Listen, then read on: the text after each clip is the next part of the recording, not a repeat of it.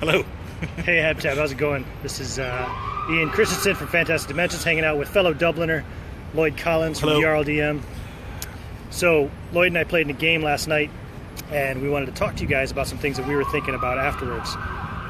Starting with player agency. Do you want to start on agency, Lloyd? Sure. So yesterday we played this game and there was no structure, really. There was no rules. We didn't have character sheets. We just had... we were each a representative of one of the septs, and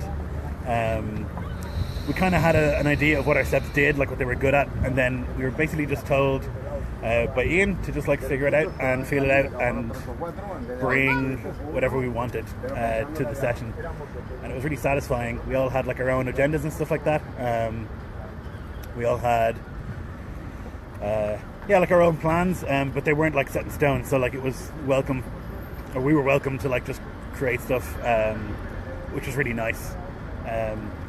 We had total freedom to make up whatever we wanted to. Yeah. So what I would add to that is basically because the setting for Harbinger is so wide open still at the moment, we only have very little bit of information regarding the kind of background lore, information about the septs and the moons, right. And the Harbinger itself, for example. And so there's a lot of freedom to create in that, and that's why I thought we would flesh that out a bit by telling a story that takes place 200 years before the Harbinger's arrival, and try to flesh out these main houses, because essentially there's 5 houses that I can think of, well 6 that are mentioned in the current version of the playtest. We have a certain amount of information about those, but it's like a paragraph. Yeah. Each couple sentences. Some of them are a sentence even. Yeah. Yeah. And then each one also, well, the ones that do have their own home moons, again, you have a couple sentences about those. So we decided to flesh that out together. I had 4 players and myself, so I planned to represent Sept Alzarine, and then there was 4 guys there that would represent each of the other major houses that would become the major houses after the fall of the old sovereign. So, yeah, my thought was, we just took the information that was already given, and I said to each of the guys that come up with some bargaining points, things that you would want to bring into a negotiation to join a rebellion, such a drastic action. And then we would sit there, and this will lead directly into the next point, which is improv, and we would just hash it out at the table, like a real political negotiation. It was the most political game, most intrigue-based game I think I've ever run. So it was important that everybody had that freedom to improv, and just kind of, there was no script, there was no guarantees. The only thing that was guaranteed is that we knew, for example, Sept Grimar has the greatest warriors and shock troops and stuff in the known orbits. Right. We knew that Sept Inua has the greatest stealth fleet, for example, things of that sort. We knew that Sept Ruldo, thank you, controls the Iron Bone. Their planet has the acid seas where the eels produce the Iron Bone. And then the other Sept Larkin. Unfortunately, our player for Sept Larkin couldn't make it. He had internet issues, unfortunately. But they would have been the kind of trade, the merchant kings they're referred to, or merchant princes, etc. So yeah, it was really good. It was important. Again, it goes back to my previous video where I talked about choosing the right players for what you want to accomplish and what you want to achieve. But everybody brought it, and it worked really well. Definitely. Improv is... As a game master, improv is something that I've always been pretty good at. It's I was running homebrew for most of my game career. I never ran an established setting or an established adventure until a few years ago when I started this online gaming. So, however, having said that, Lloyd here knows a lot more about improv than I do. A little bit of an expert on the topic. So I'll hand over to him for a second and let him talk to you about improv. You want to hold that for a second? Yeah. Get my arm a break? So I run improv classes for youth theatre and stuff like that. And like one of the big things that you need to get your head around is like not thinking about it and not trying to invent. You just got to like get in there and try not to be clever about it. Just like feel it out and go with it. And that's like really counterintuitive, particularly when the games that we run are very cerebral. So like a big part of improv is actions and like moving around and like using your body. Although now that my camera's off most of the time, I am gesticulating wildly when I'm speaking. But yeah, it's part of like not just like trying not to invent crazy stuff and just like figuring it out and like listening to the other people, like listening for offers from other people, taking those on board and like trying to do what you can with them, which I thought was. Could you give a good example of that, like something maybe that you did where somebody brought something in that Sure. you were able to improv off of? I guess we had like a big thing happen without giving too much away, that one of the other players had set up this sort of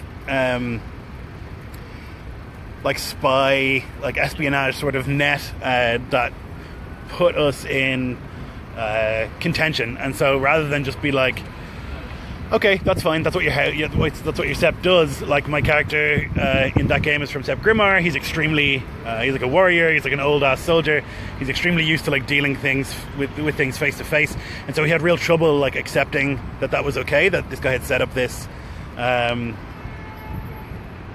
this like sneaky thing, and then like trying to use as a bargaining chip. Right, use as a bargaining chip, and like he had real trouble with that, and so like it was natural for him then to like freak out about that and not let it go. While as you know, a player probably should have just been like, that's that character's thing, that's fine. But like, if you're trying to be a person, you got to act like that person. So yeah, I thought that was a really good, and it was great by John as well, who like came up with this idea. It was a really strong use of agency. Like he had this stuff set up, and it implied a lot about like his Sept, but also our houses, that like they were in there and they were doing their own thing. And that's like one of the things about giving players freedom, is that they create stuff you wouldn't expect them to. That was a bit rambly. No, that was good. I think it was great. Come on, why do we do these live videos? We can ramble and talk to poor bastards who have nothing better to do than to listen to us. Sorry, guys. Yeah, we came into that game, like I came into it with thinking about Sepp Grimmar and like what they do. So they have the best warriors in the known orbits. They have like these shock troops, but I imagine them as like technologically not very advanced comparatively, and like also resource wise pretty poor. And so like my bargaining chips, or like my demands, were like a planet that isn't an icy hell, and access to some of the nicer technology, and like training for the Mancers and stuff like that. So it wasn't anything huge. It was just like, it made sense for Grimmar, and those were totally different demands to what everyone else wanted. Sure, right? Of course, yeah. So everybody else, of course, came up with their own things that they were interested in based on the information that they had regarding their Septs and their moons. Yeah. And, you know, like we're the two people sitting here on the video right now talking about it, so it's easier for us to talk from our own perspectives. I can't speak on behalf of John or Nick, who also played the game, but I can at least speak to the fact that they all did a great job. It was a really good session. It was a little under 2 hours, but it was completely role play. There was no dice rolling in the entire thing. We didn't even have character sheets. Yeah, we had no character sheets at all. We just wanted to do like a political based, you know, intrigue session. So, and then we can lead that into the third point that we were talking about here, which is ownership. Which by ownership, I don't mean that we own Harbinger. Of course, Matt Click and the wonderful guys that run this community own Harbinger, but because of our, you know, like the bare bones structure that we have about it right now, it requires a sense of ownership in order to flesh it out, right? We had to create our own, fill in our own blanks and you know, fill in the gaps and make it make sense to us and make it something that we all wanted to play in. So when I say ownership, I'm talking about taking a setting or you could apply this to like an established adventure or anything, or an established setting. It can be Harbinger, it could be Forgotten Realms, it could be 1920s Arkham, Call of Cthulhu, but taking something that's established to some degree and making it your own.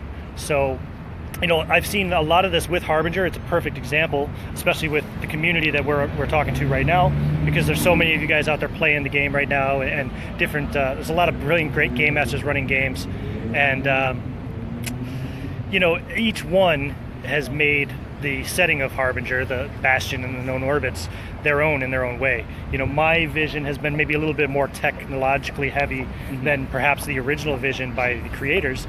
Other people might, you know, I've talked to Marquise, for example, who wants to do something very Final Fantasy-esque with it. Right.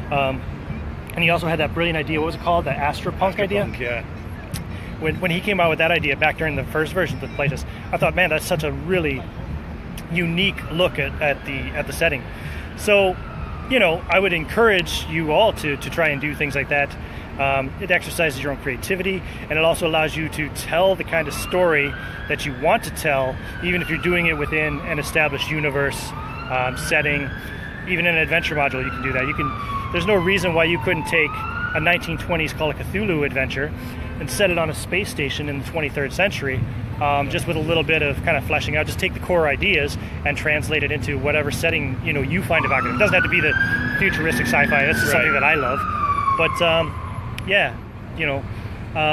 you've done that with your own setting, Lloyd, with damn it, Iskloft. Thank you, Iskloft, where you've taken established Viking, mythology and lore and history, and made it into his own kind of fantasy setting. I did that as well with the Defiance Chronicles, where I took ideas from like Spelljammer, and then fiction like Star Trek and Firefly and things of that sort, and then I just mishmashed it into the Defiance Chronicles universe, which had flavors of all those things, but it was its own kind of unique thing at the same time. So So I think anything to add to ownership? Sure.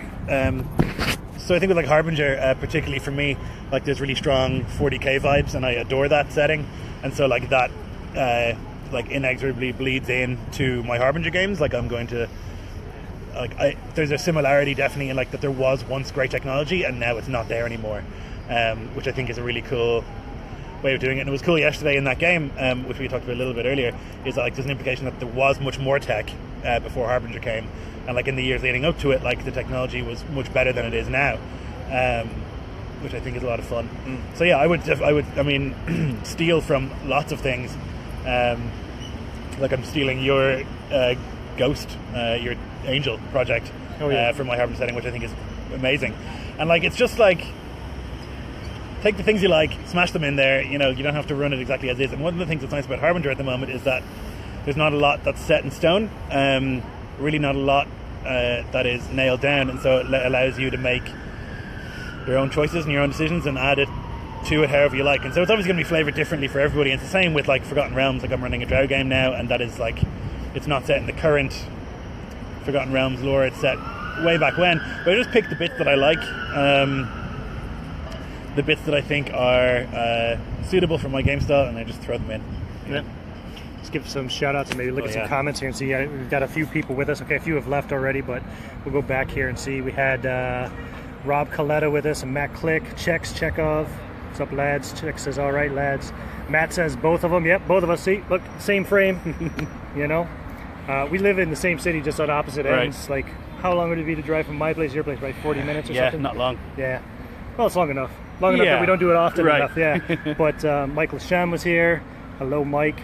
Rob Coletta says, a palm tree, the most exotic locale of Ireland. Yes, this is an indigenous plant to Dublin. Well, not really. Okay, it's stuck in a box of sand here, but this is indigenous. There's the River Liffey lads. It doesn't get more iconic for Dublin than the River Liffey, and over there you can probably see the Halfpenny Bridge. But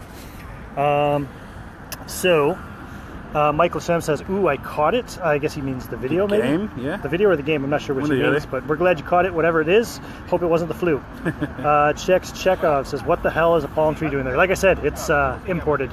And a beardless Ian, I'm rocking a new look. I needed to see my face. I hadn't seen it in a couple of years.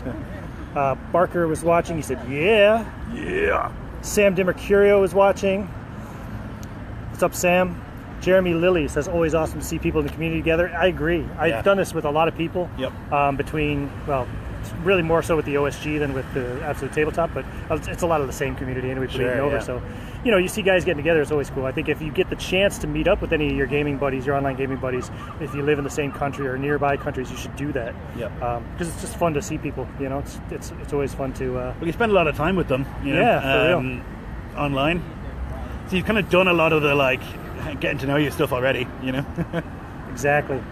Czech says, John really took the torch last night with that game. It was good to see two players I know well be forced to react like that from outside the game, from the outside of the game. So obviously Nick and Lloyd know each other pretty well. They've gamed a few times together. Yeah, once or twice. And John was kind of in a way he was the foreign element added to that chemistry already. I've gamed with John a few times though, and I can say the guy's a phenomenal role player. John Lamb. Get him in a game anytime. He can talk a lot, but he's a really intelligent guy and a very, very, very good role player, man. I would strongly recommend him. And all of those lads, they're all great. But you guys, I don't need to tell you how good Lloyd and Nick are. Oh, yeah. Troy Spencer is watching. What's up, Troy? Rob Coletta. But that's a huge point that I've never thought of. Homebrew settings are much more of an improvised matter than an established setting. Of course, Yeah. because you're creating yourself in a homebrew. But I think our point was you can still take an established setting and homebrew within that. Sure. Yep. And that's my point. One of the nice things about like a homebrew setting is that like it's not all written down, and so you can change bits as suits, right? And like so for Middle Earth, I can't do that really. Like it's all established and well known, and all the players know about the setting and they know what's involved. And so I can't really just be like, oh, actually this happened, or this didn't happen, or this place isn't here, because the map is like so pinned down. But with your own setting, like with Iscloff, the map has changed 4 or 5 times already, depending on what I need for the time.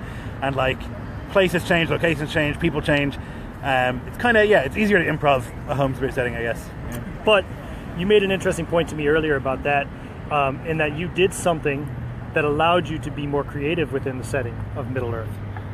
Right. So just because it's established and we know the history and we know the end result, I mean that makes for kind of boring gaming if you know exactly what's going to happen. So what did you do to make that give you more freedom to create within Middle Earth? Yeah. So I just the big thing about Middle Earth is that the Lord of the Rings happens, and that the Fellowship get together and they save the world. But that, like, if that happens, that like totally kind of removes the agency for the players, and they can't be doing lots of things because the Fellowship are doing it. And so I took a pretty drastic action, and Aragorn of Arathorn, son of Arathorn, is dead. He was killed by a Nazgul, and so now that whole Fellowship thing is out of whack. The players discovered that Sauron is back before anyone else, and so they told that to Thranduil and Gandalf, and so like the whole spin is different. And now the objective isn't to like, they don't have the ring, so the objective can't be to like get the ring and bring it to Mount Doom. It has to be mobilize the people and try and fight Sauron. Right. So Jacob Norman was watching. What's up, Jake? Who the hell is this smooth face? How can we trust him without a beard? Well, you're just going to have to trust me. I turned 40 this year, okay? I'm trying to look young again. Give me a break. L.A. Jackson, what's up, L.A., said 50 style TMNT. Oh, Teenage Mutant Ninja Turtle in the 50s. Right, or 2040 Mortal Kombat. Yeah, that's a good example of like how you can like take an established setting and like switch it up. Sure, absolutely. Holy balls, Lloyd is there too. Sweet, yeah, Lloyd's here. In the flesh, for real. You should come to Dublin and see him. He gives great hugs. Chekhov says Leonardo in a gray fedora. Ooh, could you imagine like gumshoe, a noir gumshoe kind of TMNT? That'd be super weird. That could be kind of cool, yeah. And seeing like fucking Shredder with a Tommy gun, wielding through, the fucking Foot Clan walking around with fucking they could be like the Fatucci family or something. Yeah. And Rob Coletta says he killed some dude. Yeah, well, okay, that's all it takes though, right? If the dude is important enough, it changes everything. What always annoyed me about some of the earlier Elder Scrolls games, there's this great big world and that you get to play around in, but like for example, I think it was with Oblivion. It was with Oblivion. You could go up to somebody and attack them, anybody, but there were certain characters that were crucial to the storyline, and so you just whack on them for hours, and they just kneel down and crawl around and complain, but you couldn't kill those guys, right? Because that'll fuck up the story. Yeah. We don't have those constraints in a tabletop RPG, so that's what we're saying. Like, fucking kill the dude. Kill everybody. Kill them all. Yep. Yeah, fuck him. You want to steal the Jarl's sword?